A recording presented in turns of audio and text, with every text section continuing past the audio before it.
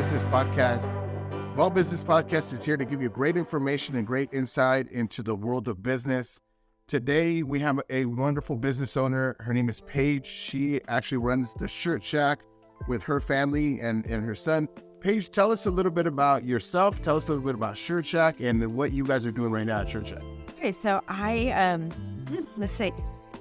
am a proud mom of 3 boys. Okay. So I say we're a locker room growing up. You know, I had a locker room all the time with those 3 boys, and I live with my husband and a couple of my sons in Chowchilla. Oh, wonderful. So I bought the Shirt Shak 6 years ago now. So our 6-year anniversary is coming up on April 1st. We expanded from screen printing and embroidery, kind of some basic signs and that 6 years ago when I bought it, to kind of a bigger picture. We had a bigger picture when we bought it, that they were doing about 150 shirts a week, and now we're running to about 2,500 shirts a week, and big screens, vehicle wraps, fleet graphics. So it's a little bit what we do. I get the pleasure to work with both of my 2 oldest sons. Okay. And we have some fun times in there. That's awesome. Yeah. That's awesome.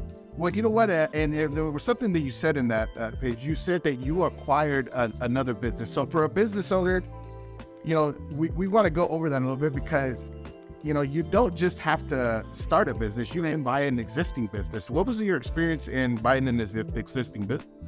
I think it's something that you have to find if it's a fit for you. And that's not necessarily always the case. So there's some pitfalls that come with buying an existing business. So I'd encourage you, if you... I definitely made mistakes, right? So I could probably have done some things a little differently, but I definitely saw the potential in the business that was there. So they had been there, I believe, since like 2000, 2001.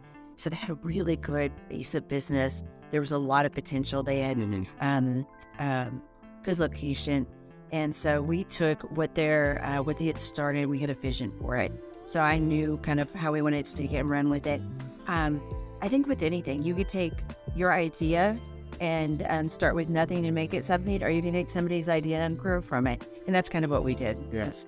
So my trajectory was a little bit different. I started in the mortgage industry in the 2000s, and I kind of struck out on my own, and I opened my own business. So, the models are a little bit different, but the growth potential is the same, right? You're growing in an existing business, you're taking their reputation and you're making it your reputation and growing from there. Yeah. So that's something that's unique that, I want people to understand. It's not just starting a business. You can take over a business as well. Now, what year did you guys take over that business? So I bought it April 1st, 2017. So it was not an April Fool's joke. Okay. Yeah. April 1st, 2017. So. Oh, that's awesome. Now, when you took over the business, are you buying everything that's already included in the business? I did. So I bought it pretty much lock, stock, and barrel. So we bought the customer base, all the goodwill and asset. Okay. So which included basically, any inventory that was in there, all the machines, any accounts receivable that was in there. So so the whole thing, the name, everything. Gotcha. Yeah. Now, when you say, everything included, I mean, they already had a clientele base. Was there a database that you acquired as well from that business? Right, exactly. So their whole customer list. So that was part of the purchase. Gotcha. And in this customer list, like whenever you're acquiring a customer list, is it something that's, that's provided you on paper, or is it something that's already in a system, a POS system of some kind, or? So they did things a little bit differently than I probably do at this point. So they had a little bit of an accounting system, and so we, when we were doing our, kind of background on the business, we had that list and kind of put the figures to what those customers had. But they did have, a customer list for us and figures to what those what they were doing. And so you're getting this customer list, and I'm sure that you're tweaking things as you go, right? Like that. I mean, nothing's perfect. Right. You have to start your own system. And definitely. So we had again that vision, right? So one of the things was a lot of automation. As far as like a POS system that you referenced. So that was the very first thing that we put in. And I am about accounting. So I do like having numbers in front of me. I like every morning pulling up and seeing where I am for the day, what's on my calendar, I like to see kind of what quotes I have out there, what's in my pipeline. Right. So that was one of the first things that we did. So put in make your tweaks in the business. Now, did you run a business before, or was this your first business? No, yeah. So we're from Texas. So we teased that in 2010, there were probably nearly 5 people that were moving into California. In 2010, it was, that great time, but I had a business, I started in 2001 and I ran it until 2010. It was a clothing I was a clothing designer. So I used to design and manufacture clothing, and it was, kind of a cottage business. And I had, it was a boutique. Right. And so I had, we'd go to showrooms. I had showrooms in Dallas, LA, and Atlanta. And then I'd go to a showroom in Vegas. So stores would come and they would buy my wholesale line, and then we would manufacture and send it out. So I had that background. So you had that background in business. Now, did it correlate? I mean, because when we think about this, like, business to me, you can run a business in different avenues, but business is business, really. Right, like, right. You got to, take in revenue, and you have bills and expenses that you have to pay out. Right. Did that business correlate together? Because I know that right now you guys are doing screen printing, and, before it was, clothing. Does it correlate, or? A little bit. I mean, it's a creative avenue, right? So both of them were very creative. In my prior business, I did have some embroidery aspects. I already knew how to do embroidery machines. So, but it was really that creative outlet. And like you said, business is business. So it went to the nuts and bolts of that. No, I had no screen printing experience whatsoever. I had no sign business, no sign experience or vehicle wrap experience. But, one of the things is I like getting my hands dirty. So kind of got in there. It's like, put me on screen, let me get my hands in that ink, and away we went. But yeah, at the end of the day, it's business, and you get in there and you learn what you have. But it's awesome. So funny story. The other day, I had a younger kid come up to me, and he's like, "Hey, I want to start a business, but I don't know what to start." How did you guys think, hey, screen printing was for me? I mean, it's not something like that's, I would say that, sexy or glamorous. I'm going to do screen printing, but I mean, it works and it's a business. How did you guys figure that out? It's it really wasn't. So I, again, always been that creative person.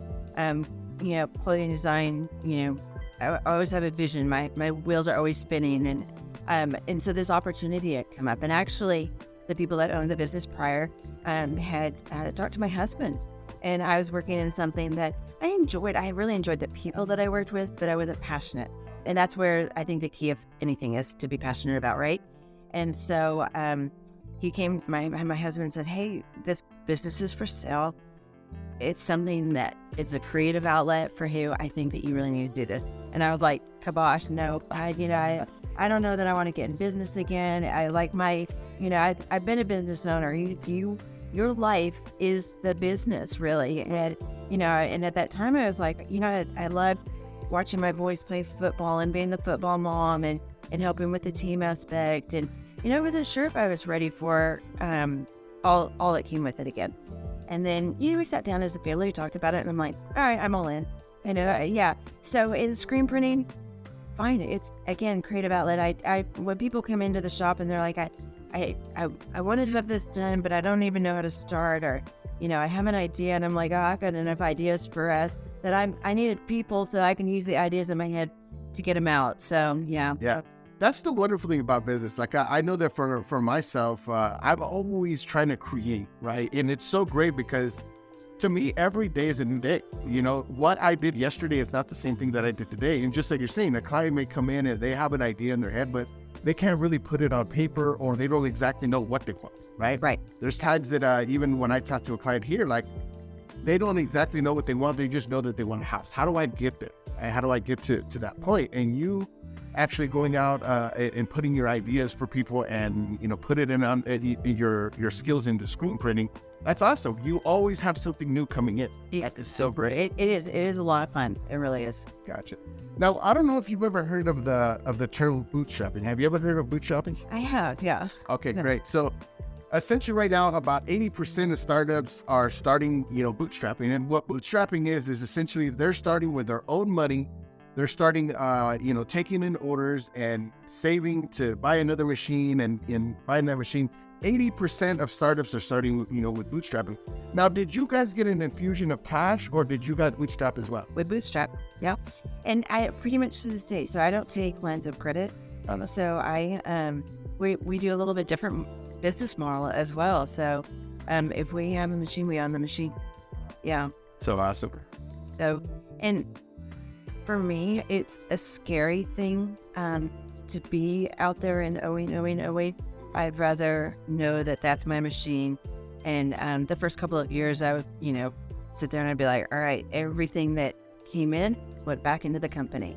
And if I were to give, a new person starting up, I'd say same kind of thing. If you can live as lean as you can and do it that way, I think the reward at the end is really great. Yeah. Absolutely. So even for myself, like everything that we've done, my wife and I have done in business, we've always bootstrapped it. Hey, you know what? We want to buy another house. We want to flip this house, or we want to do something for the office. Everything is, hey, let's save. We have revenue coming in. Now we have the opportunity to do this. Even this podcast right now, I mean, it took me years to get to where I'm at right now, to buy the equipment that we have. And, right now, you'll see Sal on the other side of the camera here. Even Sal, like Sal and I, we met each other and we're working, together to grow this thing out. And you have to bootstrap it. Sometimes, like, you have to put your own money back into things. So, like, that you can see the growth potential, going into this thing. And, I guess to a certain extent, it really depends on your business model. Because I have seen other businesses that get an infusion of cash and they grow exponentially, faster. But at the same time, it is a scary thing. What about if you don't have that revenue and you have that payment that you got to make?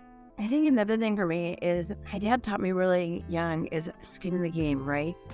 And in an infusion of cash that it's easier, like going to the bank, it's not your cash. It's, and so I think it makes me work harder knowing like that was mine that I had to earn, that I put back in. Yeah. I feel like I work harder when I have that skin in the game. And I always say that when you have the skin in the game, you're working harder for it. And so I think that's why I encourage people, if they can bootstrap, because I think it makes you career. Oh, I mean, so that's just my take on it. But I think it does. I think when things are easier and you can go and you're like, oh yeah, you gave me 50 for this and you gave me 50 for this. If it's not your money, and it's easier, it's like that monopoly money, it's easier to play with and it's easier to lose. Yeah. And now, so through this, the screen printing and Shirt Shak, you guys opened another bit, well, right? We did. So it's an extension of it, basically. Okay. So we had to do, kind of a little deviation. We had to Adapt and be scrappy. Exactly. We had to be a little scrappy.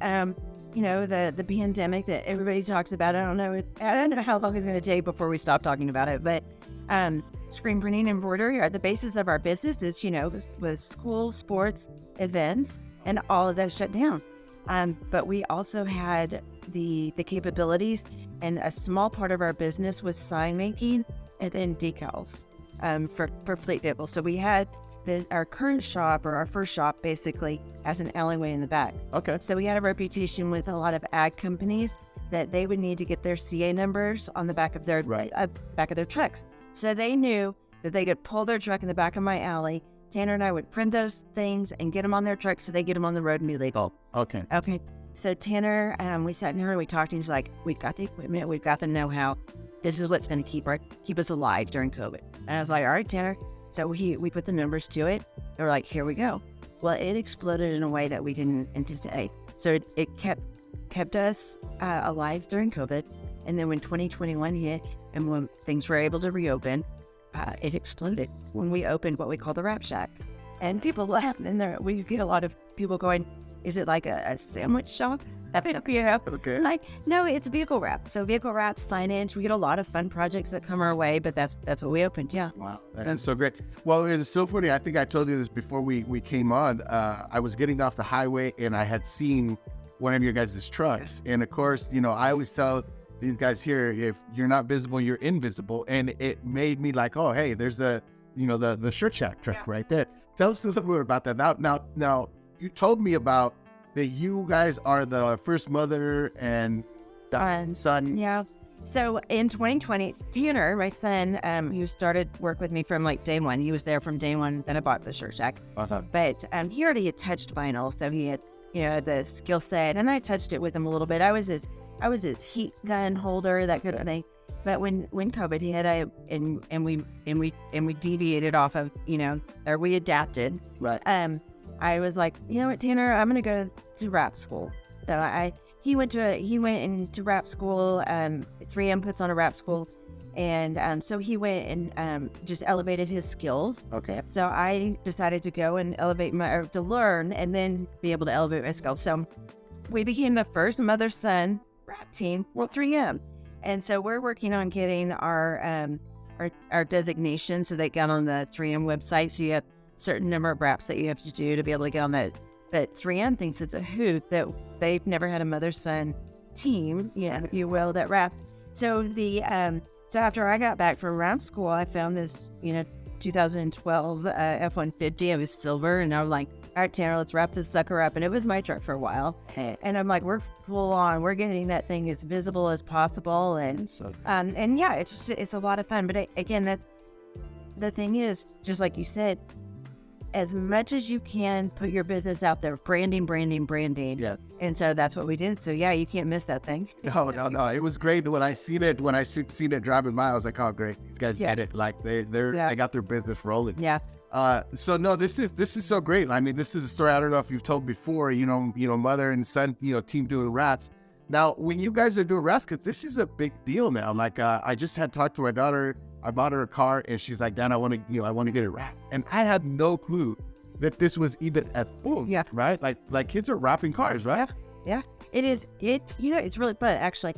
So it's, you can do color change wrap, which is probably what your daughter's talking about. Yeah. Color change, where you really take the color of the vehicle and you can change it to whatever color. So you'll see some wild stuff out there, and boy, is it fun.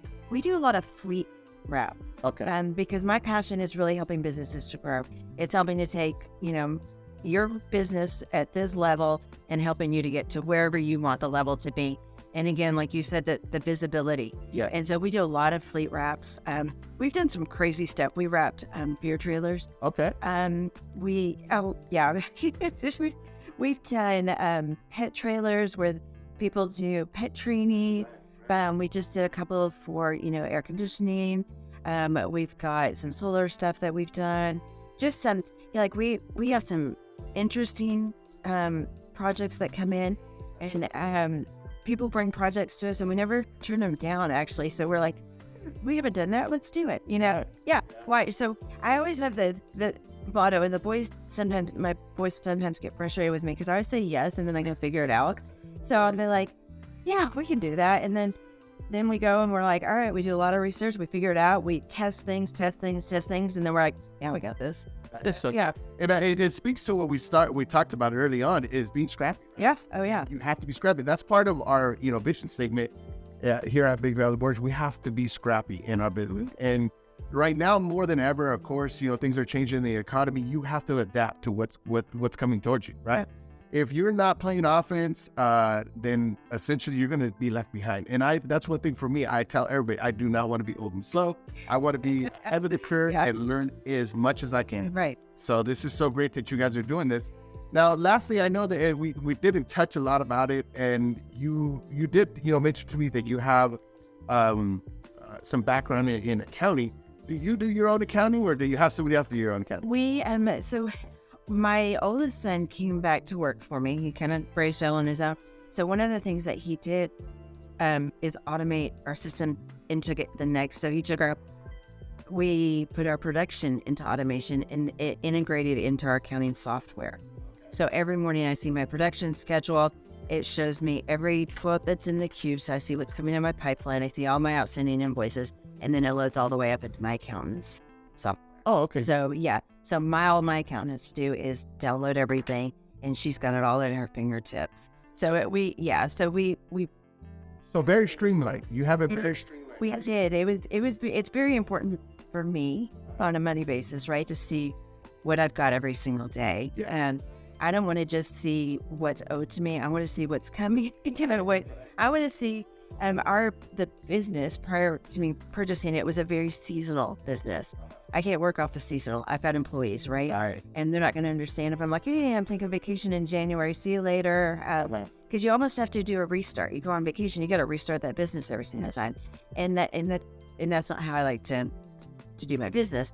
So and I like just being out there every day. What have I got coming in? And I love talking and getting the next project, working the next project, right, and getting that in. But I love the snapshot of it. Every morning we had that meeting. We have the look at what we've got in for the day, what's up for the day, who needs to be out for the day, and then what the next day is looking like. So that is so great. Now, Paige, I see your passion. I see the wheels spinning, and I see the potential that you guys have. If you had a young business owner and saying, hey, you know what? I want to start a business, or I want to go into the corporate world. I see your passion. What would you tell that kid? Don't stop working. I think that's the thing is, we talked a little bit about when it gets tough, but I think that's the thing is, it's always about consistency. Even when it's really tough, is hanging in there. And I can't tell you the number of times, honestly, that I've been in my office and I've cried in my office. Yeah. Last year their supply chain was awful, and I couldn't get what people needed. So if I can't get what people need, I don't have, and I'm not making money, right? But you can't give up. So you just have to keep working through all of those trials, because then comes the good stuff. Yeah. So it's about the consistency of it. But I think also for somebody that gets into business is, I can't stress enough how you treat the people. Yes.